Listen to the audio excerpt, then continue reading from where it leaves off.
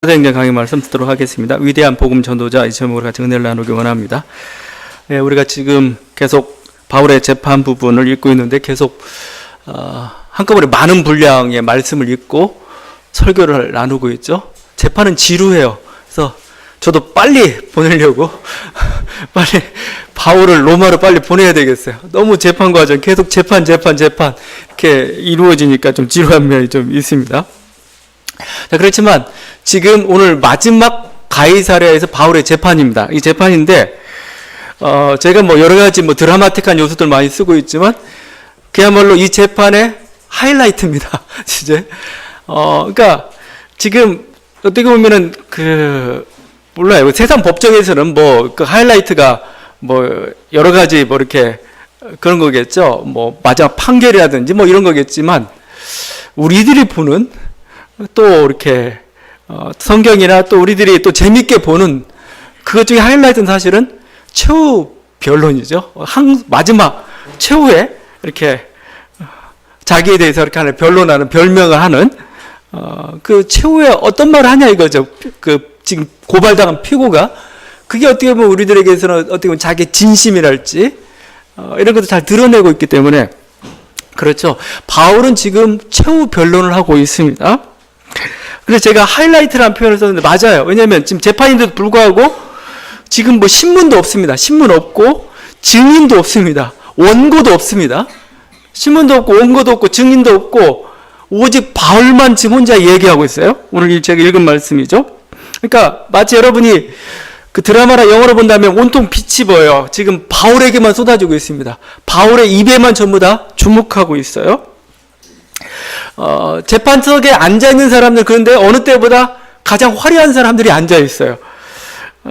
재판의 주심은 오늘 나오는 대로 아그리파 왕입니다. 헤롯 대왕의 증손자라고 그랬죠. 그 지역을 다스리는 왕입니다. 그리고 베스도 총독입니다. 로마의 그 지역 주둔 최고 사령관이죠. 그리고 25장 23절에서 뭐라고 표현하고 있냐면은 아그리파 왕과 그의 누이 버니게가 크게 위엄을 갖추고 앉았다. 그냥 앉은 게 아니고 크게 위엄을 갖추고 뭔가 내가 최고야 아니면 아주 화려한 모습으로 이렇게 앉아 있습니다. 그리고 그와 함께 천부장과 시중에 높은 사람들이 앉아 있다 이거죠. 천부장이면 오늘날로 대대장급? 지역에서 대대장급은 대단히 높습니다. 여러분은 대대장 하면 보통 우리는 중령 정도 되나요? 중령, 대령, 연대장 1000명이면 연대장도 잡아주셔야 되나요? 우리 별거 아닌 거 생각하는데 여러분 군대 한번 가보세요. 얼마나 높은지 몰라요? 지역에서는 유지입니다. 아주 대표적인 하나의 파워 있는. 그러니까 천부장에다가 총독에다가 왕에다가 재판석에 앉아있는 사람들, 배석하고 있는 사람 그 어느 때보다도 화려합니다. 그런데도 불구하고 그들은 조연입니다. 조연. 바울을 빛나게 하는 조연일 뿐입니다. 바울의 그 말 한마디, 바울의 자기의 어떤 그 변론에 대해서 귀담아 듣고 그것을 빛나게 해주는 그런 조연을 역할하고 있는 것 뿐이죠. 주인공은 여기서의 바울입니다. 바울이 스포트라이트가 다 지금, 맞춰지고 있는 거죠. 바울은 지금 자기 인생을 얘기하고 있어요.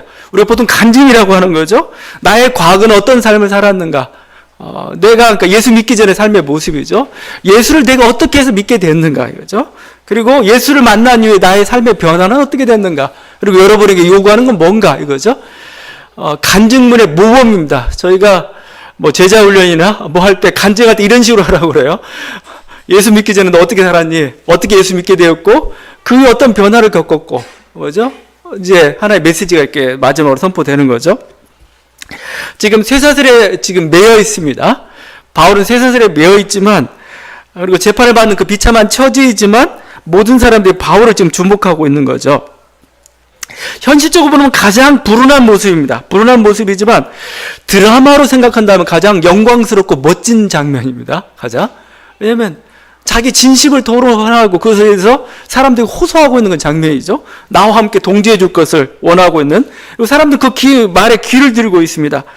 그러니까 어떻게 보면은 제가 이 그림을 자꾸 이렇게 자세히 설명하는 이유는 그냥 어떤 누가가 사도행전에서 바울을 드라마틱하게 표현하기 위해서 이 정도 차원인가? 저는 이렇게 생각해요. 성서가 바라보는 눈은 뭐예요? 하나님의 시선입니다. 하나님이. 그러니까 성서가 바라보는 눈은 뭐예요? 하나님 바라보는 그 시선이에요. 그러니까 지금 하늘에서 지금 하나님이 바울을 그렇게 보고 있는 겁니다. 세상에 열왕들이 있고 세상에 많은 사람들이 있지만 하나님은 바울만 바라보고 있는 겁니다. 바울이 주인공이 되어 있는 것 같아요. 지금 이 모습은 저는 어떻게 보면 천국에서 지금 생중계가 지금 되고 있는 것 같아요. 바울이 법정에 있는데 지금 쇠사슬 묶여가지고 이렇게 죄인을 끌려왔는데 그 장면이 지금 천국으로 이렇게 생중계되고 있습니다. 하나님과 천사들이 지금 보고 있는 거죠. 그래서 바울이 했던 유명한 말이 있어요. 내가 무명한 자 같으나 유명한 자요. 그죠? 무명한 자 같으나. 세상 속에서 왕들이 얼마나 많은 재판을 해왔겠어요. 바울이라는 존재는 정말 미미한 존재고 주목하지 못할 그런 존재죠. 근데 하늘나라는 그렇지 않아요. 하늘나라에는 그가 가장 유명한 사람입니다. 오늘 이 모습을 보니까 이렇게 떠올랐던 게 옛날에 그 생중계라는 거, 요즘에 아주 칼라 TV에 멋있게 있지만 옛날 생중계는 정말 제가 어렸을 때 라디오로 권투 중계를 듣고 라디오로 축구 중계를 듣고 어떻게 들었는가 그걸 모르겠어요. 지금 생각나는 게 홍수환 씨 그 유명한 그 사전 오기죠. 1974년도인가요? 제가 아직도 기억나는 게 저희 이제 라디오를 제 배 위에다 올려놓고 항상 제가 딱 잡고 이제 듣는데 온 가족이 누워서 이렇게 들었던 그런 기억이 납니다. 그 남아공이라는 처음 들어본 나라였어요. 언제 아침인지 저녁인지 잘 모르겠어요. 들리는데 4번 쓰러졌다가 4번 끝났구나 생각이 5번째 이렇게 결국 KO로 그래서 세계 벤터급 챔피언이 되었던 그 장면들이 있습니다. 그게 생중계. 바로 그것처럼 지금 바울이 재판받고 있는 이 장면이면 하늘나라로 생중계되고 있다는 거예요. 지금 그게 어떻게 보면 지금 성서로 지금 표현되고 있는 게 이렇게 드라마틱하게 아니면 가장 빛나는 모습으로 가장 하이라이트한 표현으로 지금 이것을 보여주고 있다는 거죠. 여러분 바울만 그런 게 아닙니다. 우리도 그렇습니다. 우리도 우리 내 인생의 주인공이에요. 여러분이 주인공이에요. 정말 지금 여기 예배를 드리고 있고 제가 설교를 하고 있지만 저는 조연입니다. 사실 주인공은 여러분이에요. 이 세계 만물이라 할지 세계 모든 것은 사실은 여러분의 삶을 위해서 여러분이 하고 있는 그 멋진 일을 위해서 하나의 배경일 뿐이에요. 사실은 여러분 충분히 주목받을 가치가 있습니다.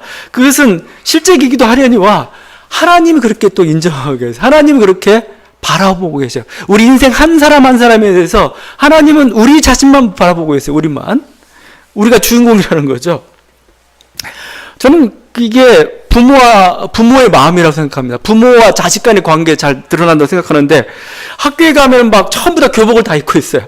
군대에 가면 전부 군복을 입고 있으면 누가 누군지 모릅니다. 그런데 부모는 자기 자식만 보여요. 그 중에서 부모는 많은 군복을 입지만 그 속에서 자기 아들만 찾아요. 자기 자녀만 찾고 있는 거죠. 이게 부모의 마음인데 하늘에 있는 우리 아버지의 마음도 그렇다는 겁니다. 내가 시상 때 올라가지 못할 망정, 내가 아주 화려하고 멋진 상은 받지 못할 망정, 우리 부모의 눈에는 자기 자식이 최고예요. 최고. 여러분이 주인공인 거죠. 하나님이 바라보는 우리의 인생이라는 게 바로 그렇다는 겁니다. 내 인생은 별거 아니고 아무것도 아닌 게 아니에요. 하나님께 굉장히 귀중하게 보고 있고 하나님께 우리만 보고 있다는 겁니다. 시편 2편 7절의 말씀입니다. 너는 내 아들이라 오늘 내가 너를 낳았도다. 너는 내 아들 오늘 내가 너를 낳았도다. 이거 표현하고 있어요. 이게 우리가 보통 시편 2편을 제왕 등극시라는 표현을 쓰고 있습니다. 이스라엘 왕이 왕자의 자리에 오를 때 하나님 들려주는 음성이야. 너는 내 아들이라 내가 너를 낳았도다. 이거죠. 나에게 모든 걸 구하라 이렇게 얘기합니다. 근데 그 이스라엘 나라 왕이기 때문에 왕이니까 대단하다고 생각하는데 중동 지역에서 이스라엘 나라는 작은 나라예요. 밑에 애굽이라는 그리고 위에 메소포타미아의 아수르나 페르시아의 바벨론의 그 거대한 제국과 왕들이 있는 그 모든 제국들에 비하면은 이스라엘 왕은 아무것도 아니에요. 그런데 너는 내 아들로 내가 너만 안다 표현하고 있는 거죠. 내가 너를 낳았다고 표현하고 있는 거죠. 하나님의 눈에는 이스라엘이 역사의 중심이에요. 역사의 중심. 다른 데는 그냥 주변국이에요. 주변국. 단지 이 큰 나라 바벨론이 왜 필요하고 페르시아가 왜 필요하느냐? 이스라엘을 연단하게 하는 수단일 뿐인 거죠. 하나님이 바라보는 시각이라는 겁니다. 여러분 그래서 이게 바로 우리 인생을 바라보는 하나님의 시각이라는 것도 여러분 이해할 수 있길 바라고 믿을 수 있길 바랍니다. 여러분 한 사람 한 사람은 주님께서 주인공으로 좀 보고 계셔요. 내 인생은 누구보다 소중하고 그래서 아름답습니다. 그리고 내 눈으로 볼 때도 나는 주인공이 그렇잖아요. 모든 건 여러분 중심으로 가요. 우리가 이렇게 교회에서 요람 같은 거 매년 이렇게 만들어요. 사진 들어가고 어디 몇 교구 뭐 누구 우리 이제 뭐 그럴 필요 없으니까 안 만드는데 큰 교회는 만들어요. 근데 만들 때 굉장히 조심해야 됩니다. 이름 같은 거 잘 써야 돼요. 왜냐면 요람을 딱 만들면 사람들이 제일 먼저 하는 일이 자기 얼굴부터 먼저 찾아요. 나 어디 있는가? 여기 있어. 그래요. 여러분이 주인공이에요, 여러분. 수많은 뭐 장로가 있고, 뭐가 있고, 뭐 사장 있고 해도 여러분이 주인공입니다. 자기만 찾고 있고. 내 인생을 바라볼 때도 나도 주인공이고, 하나님도 여러분 볼 때 여러분이 주인공이라는 거죠. 저는 이와 비슷한 장면을 우리가 창세기에서 보게 됩니다. 창세기에서 야곱이라는 사람이 바로 앞에 서게 됐습니다. 애굽왕 바로죠. 애굽왕 바로 앞에 서가지고 이렇게 얘기합니다. 내 나그네 길의 세월이 130년이니이다. 내 나이가 얼마 못되니 우리 조상의 나그네 길의 연주에 미치지 못하나 험악한 세월을 보내었나이다 하고 야곱이 바로에게 축복하고 그 앞에서 나오니라. 지금 130세 된 노인이 바로 앞에 서가지고 바로한테 자기를 소개하는 겁니다. 내가 누군지 뭐 여러 가지 표현하는데 가장 인상적인 단어, 자기 인생을 정리하고 온 단어가 험악한 세월입니다. 험악한 세월. 나 험악하게 살았다 이거죠. 야곱이 정말 험악하게 살았죠. 차자로 태어나가지고 형 에서와 장자에. 여러분이 그냥 야곱이 당연히 얘가 뭐 이렇게 약속의 조상이 됐으니까 당연하다고 생각하고 당연한 게 아니었어요. 장자가 기득권자입니다. 모든 걸 다 가진 사람이에요. 거기서 발버둥 쳐가지고 뭐죠? 그 권리를 뺏은 사람이에요. 그러니까 얼마나 힘들었겠어요, 그거. 당연히 주어지면 모르겠는데 자기가 아닌 걸 자기 걸로 하려니까 얼마나 힘들었겠어요. 그러다 결국은 아버지도 소개됐고 고향을 떠나서 20년 동안 이렇게 방황해야 됐고 돌아왔지만 그래서 12아들들 얻었지만 또 나중에 보게 되면 아들들이 자기들 뜻대로 보여주지 않죠. 뭐 자기 아버지 권위를 무시하기도 하고 또 자기가 가장 사랑했던 아들 요셉은 죽은 줄 알았어요. 그래서 또 험악한 세월, 사랑했던 아내도 잃어버리고 여러 가지 어떤 그런 시간들을 보냈던 거예요. 그래서 험악한 세월을 보냈다는 말이 됩니다. 자, 그렇지만 험악한 세월을 보냈다고 할 때 그게 결코 후회스럽거나 그런 모습으로 보이지 않아요. 왜냐하면 그 과정 중에서 하나님을 만났고 하나님의 언약을 이루는 삶을 살았고 결국은 뭐죠? 12지파의 12지파 씨앗이 되는 12명의 아들을 낳았고 그 다음에 뭐죠? 그들을 애굽이란 땅에 그야말로 이렇게 큰 민족을 이루기에 그야말로 어떤 산실과 같은 곳에 보존하는 그런 일까지 다 했던 것이죠. 그래서 그의 인생은 그렇게 후회스럽지 않습니다. 오히려 지금 이 이름을 듣고 있는 바로는 사실 이름이 아니죠. 바로는 애굽의 왕이라는 뜻입니다. 왕인데 왕 이름은 안 나와요. 이게 람세스 2세인지 1세인지 아무도 모르겠어요. 바로는 그냥 왕으로서 그냥 왕이라는 호칭으로서만 이름도 등장하지 못합니다. 그러나 야곱은 자기 이름을 가지고 있습니다. 자기 인생을 가지고 있고 그 인생을 통해 많은 열매를 맺어놓았던 그런 사람이죠. 야곱이 주인공이에요. 그리고 자기 인생을 간증하고 있고 어떻게 한편의 전기라고 저는 생각합니다. 여러분, 우리 인생 또한 저는 그렇다고 생각합니다. 여러분이 주인공이고 여러분이 지금 어떻게 보면은 인생을 통하여 하나의 드라마를 써내려가고 있는 겁니다. 그래서 여러분 다 전기를 쓸 자격들이 있어요. 여러분 한 번은 전기를 쓰고 가십시오. 내 인생의 전기, 내 인생 내가 어떻게 살았는가, 하나님 나와 어떻게 은혜를 베푸셨는가. 여러분이 이런 전기를 하나 좀 한 곳에 좀 썼으면. 지금 어떻게 보면 바울은 간단한 간증을 통해 자기 전기를 쓰고 있는 거고 야곱은 몇 마디 말로 자기 전기를 지금 얘기하고 있는 것이죠. 여러분 전기를 쓴다는 건 결국 뭘까? 최선을 다해 살아온 자기 인생에 대해서 칭찬하는 거죠. 너 잘 살았다. 이거 너 잘 살았다. 너 괜찮게 살았어 이거요. 여러분 오늘 그렇게 안 했는데 자기 자신을 향해서 이걸 한번 좀 이렇게 칭찬 좀 해보세요. 야, 너 참 잘 살았다. 아예 뭐 죽음을 앞두고 얘기가 아니고 여러분 내 인생 보면서 내 인생 잘 살았다. 잘 살았다. 여러분 지금 하나님이 바라보는 그 우리의 인생의 모습이고 우리 인생이란 게 얼마나 소중하고 아름답고 여러분 최선을 다해 살아왔습니다. 거기에서 인정해 준다는 건 참 필요한 그 일이라고 생각합니다.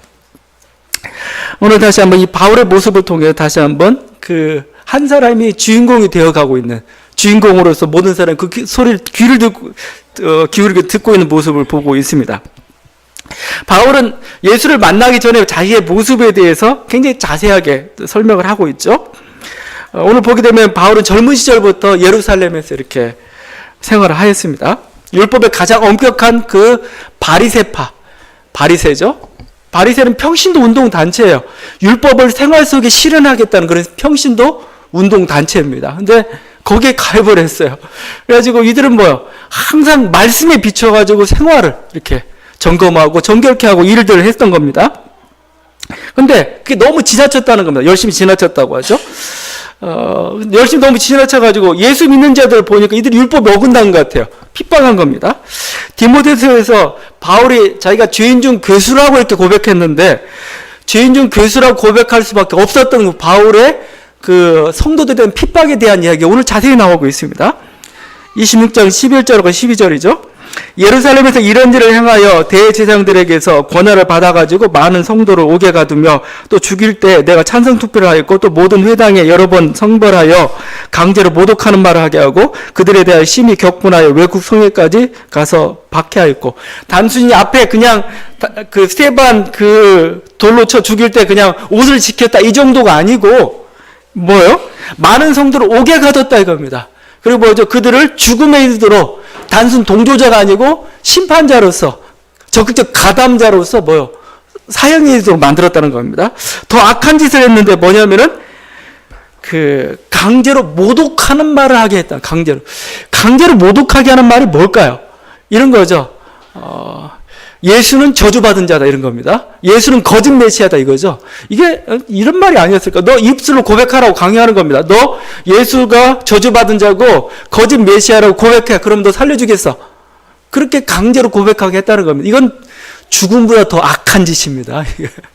이게 사람이라는 게 자기의 신념과 자기의 신앙을 배반하는 고백을 한다는 게, 이건 잘못하면 이건 쉬운 일이 아닙니다. 쉬운 일이. 옛날에 이 감옥에 갇혔던 그 장기 수감자들, 그들이 주로 이념적인 문제로 이렇게 오랫동안 평생 동안 이렇게 있고 그랬습니다. 딱 한마디, 나는 공산주의가 싫어. 이 한마디를 못해가지고 그냥 평생을 그냥 감옥에 있는 겁니다. 그러니까 자기가 옳다는 그 신념이나 그거에 대해서 그래서 놓는다는 것은 아주 입술의 고백인 건 단순한 것 같은데 단순한 게 아니에요. 이거. 자기 어떤 영혼이 죽는 거나 마찬가지. 근데 바울은 성도들을 가지고 그렇게 고백을 자꾸 시켰다는 겁니다. 모독하는 말을 하게 했다는 거죠. 그래서 유대교를 지나치게 믿었다는 말이 무엇인가를 보여주고 있어요. 이렇게 살았던 바울이 다메섹에서 예수를 만났습니다. 오늘 얘기하고 있죠. 그 예수를 만났는데 예수를 뭐라고 표현하냐면은 하늘보다 더 밝은 빛이었다 이거죠. 하늘보다 더 밝은 빛이란 이유는 사실은 바울이 어둠 가운데 있었다는 거죠. 자기는 뭔가 안다고는 살았는데 사실은 몰랐던 사람이에요. 전혀 어둠 속에 있었던 자들이죠. 하늘에서 밝은 빛, 태양보다 더 밝은 빛이 이렇게 비추면서 자기가 땅에 엎드려졌고 눈이 멀게 되었던 거죠. 그때 하늘로부터 소리가 들렸습니다. 오늘 읽은 말씀들입니다. 예수님께서 여러 장황한 말씀들, 나를 어찌 핍박하느냐, 나는 네가 박해하는 예수다 하면서 쭉 여러 가지 말씀들을 했습니다. 근데 그 중에 가장 어떻게 보면은 바울의 인생을 정의한 한마디가 저는 있다고 생각합니다. 저는 14절이라고 생각해요. 가시채를 뒷바질하기가 내게 고생이구나, 그죠? 가시채를 뒷바질하기가 네가 고생이다. 헬라어 속담입니다. 헬라어 속담. 왜냐면은 받아들여야 되는데 안 받아들이고 자꾸 거부하다가 그냥 몸만 상한다는 이런 뜻입니다. 이게 어디서 나왔냐면 원래 이제 소를 처음 멍에를 맬 때, 소나 말 같은 거 처음 멍에를 매게 되면은 이게 멍에가 싫어요. 싫고 막 그러니까 자꾸 뒷바지를 합니다. 자기 싫다는 표시를 하게 됩니다. 그래서 이 마부는 어떻게 하냐면은 그 뒤쪽에다가 이렇게 가시채 같은 걸 이렇게 설치해 놓는단 말이에요. 그래서 뒷바지 할 때마다 자기 발이 아프도록 만드는 겁니다. 그래서 거부하지 않고 이렇게 순종하도록 이렇게 만들어 가는 거죠. 그러니까 결국 거부하지 말고 하나님의 뜻을 받아들여야 되는데 그렇지 않고 있는 너의 모습을 보니까 너만 스스로 상하게 만들고 있구나 이렇게 얘기한 거죠. 유대교를 믿고 또 교회를 핍박하는 일은 어리석은 일이라고 지금 얘기하고 있는 겁니다. 자기에게 맞지 않는다는 겁니다. 옳지 않은 길이라는 거예요. 예수의 복음을 가지고 이방인들의 복음을 전하는 것, 이게 바로 바울이 마땅히 해야 될 그 일. 그러니까 바울의 운명이에요, 운명. 우리는 보통 사명이라고 얘기하고, 바울의 운명은 뭐냐면 이 길인데, 예수를 전한 이방인 전도자의 삶을 살아가는 게 너의 운명인데, 네가 그 운명을 자꾸 거스리고 있구나, 거스리고 있다. 여러분, 우리가 보통 운명이라고 하면은 동양에서는 약간 조금 체념적인 의미가 있죠. 그러니까 운명이 할 땐 체념이고, 뭔가 한계, 뭐 이런 의미로 이렇게 사용을 합니다. 근데 성서에서 운명이라고 할 때 운명은 사명입니다, 사명. 그러니까 뭐 이건 못해 저건 못해가 아니고 네가 해야 될 일이에요. 해야 될 일. 근데 그거 하라는 겁니다. 그거 안고 다른 짓 하면 안 된다는 거죠. 그것은 마치 뒷발질을 가지고 자기 몸을 상하게 하는 그런 거와 마찬가지라는 겁니다. 운명이란 건 뭐냐? 사명이란 건 뭐냐? 우리 인생은 하나님의 계획입니다. 하나님의 뜻입니다. 우리가 이 세상에 내려보낼 때 하나님께서 뭐요? 너 이 일을 하라고 우리들에게 보내주신 게 있어요. 그 일들을 하는 거죠. 마치 그래서 우리들에게는 제가 자꾸 드라마로 연극 무대를 얘기하는 연극 무대 배우 같은 사람들입니다. 연극 무대.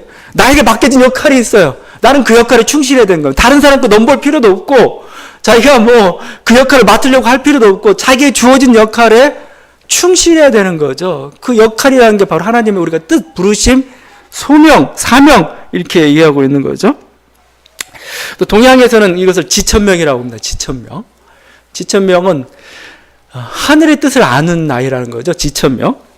이게 지천명이 이게 50세를 지천명이라고 얘기하죠. 하늘의 뜻을 아는 게 뭘까? 옳고 그른 것을 안다는 그런 뜻도 되겠지만, 자기 인생에 저는 이렇게 생각합니다. 철이 드는 나이라고. 철이 든다는 게 뭘까? 결국은 뭐죠? 자기가 할 수 있는 것과 할 수 없는 것을 구분하는 겁니다. 할 수 있는 것하고 이제 할 수 없는 것은 이렇게 그러니 받아들이는 이런 나이가 저는 지천명이라고 생각해요. 그걸 우리가 운명이라고 사명이라고 얘기하는 거죠. 근데 사람이 참 그러기가 쉽지는 않습니다. 자꾸.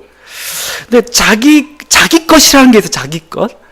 그게 우리가 운명이라고 얘기하는데 그걸 하면은 행복합니다. 그걸 하면 뭐예요? 잘합니다.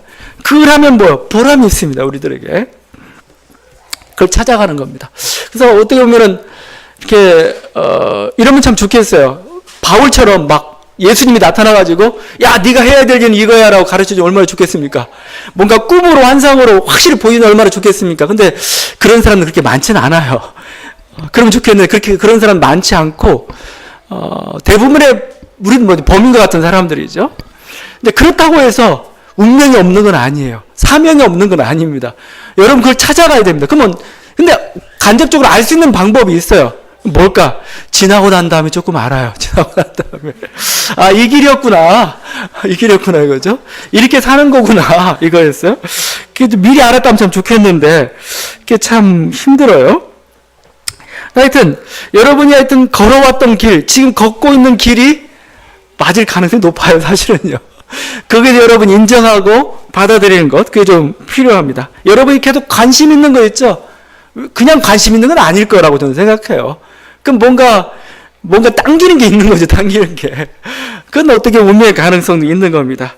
또 여러분이 아니다라고 생각하면은 여러분 좀 용기를 낼 필요는 있어요. 이거 아닌 것 같은데 과감하게 한번 던져볼 필요는 있습니다. 던져보면은 알게 될 겁니다. 긴지 아닌지. 또 어느 순간에 좀 불투명할 때는 좀 더 좁혀보는 것도 필요하죠. 가지치기라고 얘기하죠. 이건 아닌 것 같아. 이건 아닌 것 같다 하다 보면 그 방향으로 가다 보면 어느 순간에 갈 수도 있습니다. 그러니까 그냥 여러분이 부산을 가야 되겠다면 최소한 북쪽은 제끼세요. 남쪽으로 가야 부산 갈 거 아니에요. 부산 가겠다면서 북쪽 미련도 웃으면 안 되죠. 최소한 남쪽 가다가 저쪽 서쪽은 아니구나. 또 동쪽으로 틀다가 결국 그러다가 우리가 그걸 찾아가는 것이죠. 여러분 분명히 그게 아닐 수도 있고 여러 가지 잘못 선택할 것도 있을 수도 있습니다. 그러나 우리들은 믿음이 있어요. 하나님께서 우리들을 향한 하나님의 계획이 있고 운명이 있고 우리는 뭐죠? 그걸 쫓아가는 것이고 하나님께서 그것을 인도해 가실 거라는 확신입니다. 하나님께서 이끌어 가실 거라는 거예요, 여러분.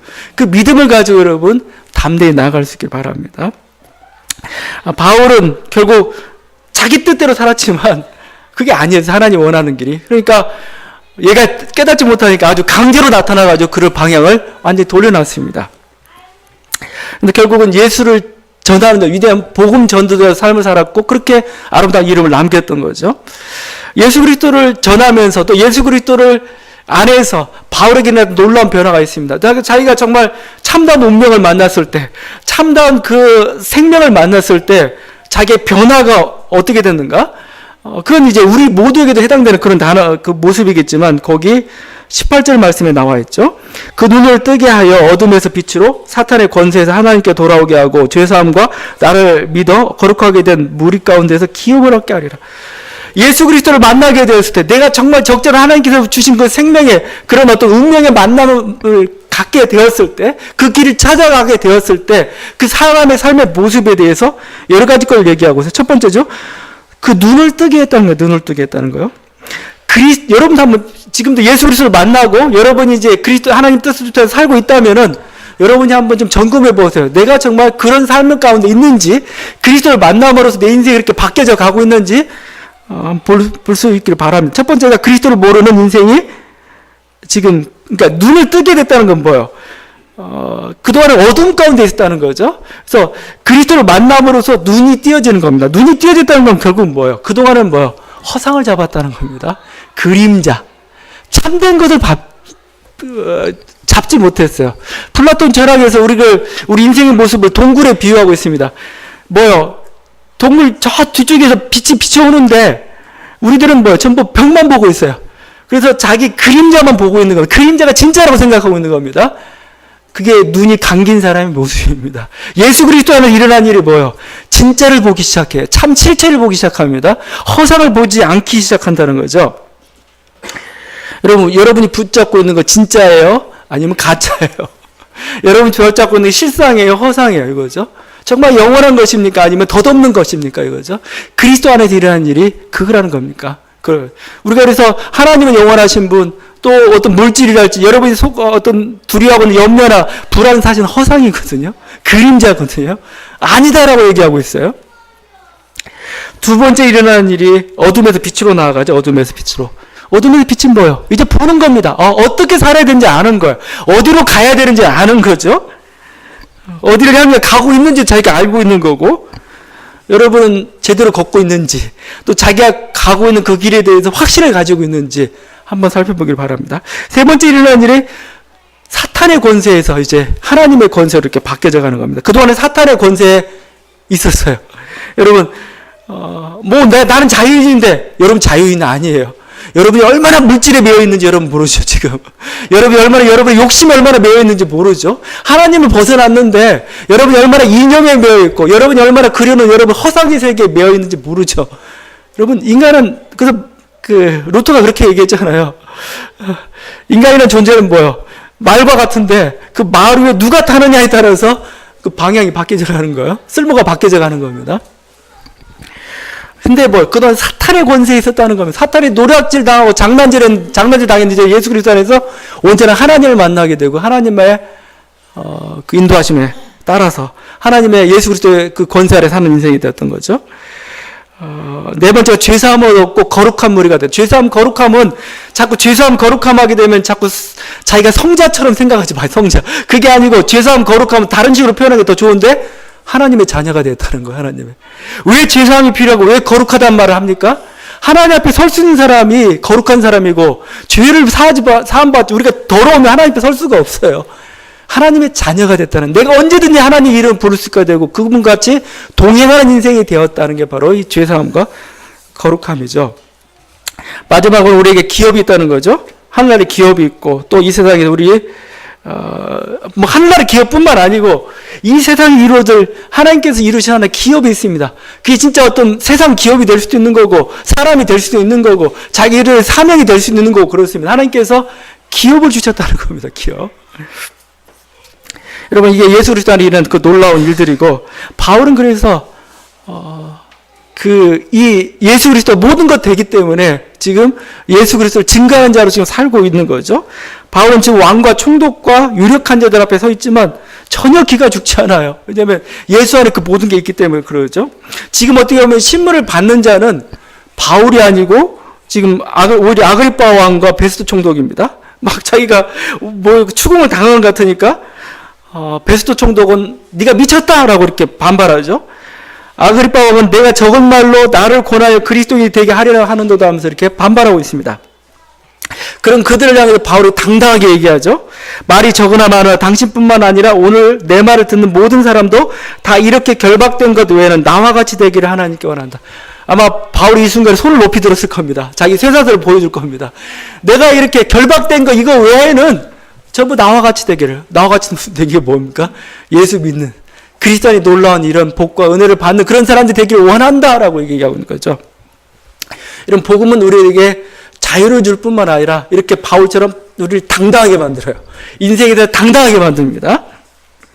그건 더 이상 지금 세상 왕들이 있고 권력들이 있고 자기가 죽을지도 모르는 그건데 전혀 부끄러워하거나 전혀 두려워하지 않습니다. 왜? 복음이 사람을 이렇게 만드는 겁니다. 바울은 이렇게 얘기합니다. 비천에 처할 줄도 알고 풍부에 처할 줄도 알아. 모든 일 곧 배부름과 배고픔과 풍부와 궁핍에도 처할 줄 아는 일체의 비결을 배웠노라 라고 고백하죠. 예수 그분 한 분만으로 만족했기 때문에 더 이상 황제나 왕이 부럽지 않아요. 어떤 뭐 배고픔이나 배부름이나 내가 높음이나 낮음이나 그 아무런 상관없고 자기를 넘어뜨리지 못한다 이겁니다. 왜냐하면 예수 그리스도 한 분으로 만족하기 때문에. 여러분 배부르면 어떻죠? 맛있는 음식 갖다 줘도 별로 이렇게 안 당겨요. 안 당기죠? 고추장에서 나 지금 배불러 죽겠어. 예수 그리스도로 배불렀기 때문에 풍부나 비천이나 이런 게 더 이상 자기가 아무런 그냥 자기 흔들지 못한다는 거예요. 내게 능력 주신 자는 내가 모든 것을 할 수가 있다 이거죠. 지금 왕 앞에 하는 말입니다. 왕 앞에 하는 고백이죠. 참된 주권자가 우리 하나님이기 때문에 모든 능력이 그분으로부터 나오기 때문에 나는 왕의 권세를 두려워하지 않는다 이겁니다. 제가 얘기했지만 바울은 이런 모습을 담대하다 표현합니다. 담대하다. 이 담대함이라는 것은 그냥 담대함이 아닙니다. 그냥 우리가 뭐 간이 크다 이 정도 차원이 아니고 왕이나 어떤 그 권세 앞에서 두려워하지 않고 복음을 전하는 자기 할 말을 하는 그 삶의 모습을 담대하다라고 얘기하는 겁니다. 이 담대함이 어디서 나옵니까? 바로 진정한 주권자는 하나님이라는 거죠. 그 주권자인 하나님이 나의 편이 되신다는 것. 나는 하나님과 함께 한다는 그것으로부터 좀 나오고 있는 거 아니겠습니까? 여러분, 우리가 가진 복음 바로 이런 복음입니다. 그리고 여러분 믿는 하나님 바로 이런 하나님이고 우리 인생은 이런 사랑과 또 위엄과 당당함이 있는 그런 인생입니다. 여러분 그 인생 다시 한번 하나님께 감사하시고 또 칭찬하시고 또 그 길을 힘있게 걸어가는 저와 여러분 되기를 바랍니다. 기도하시겠습니다.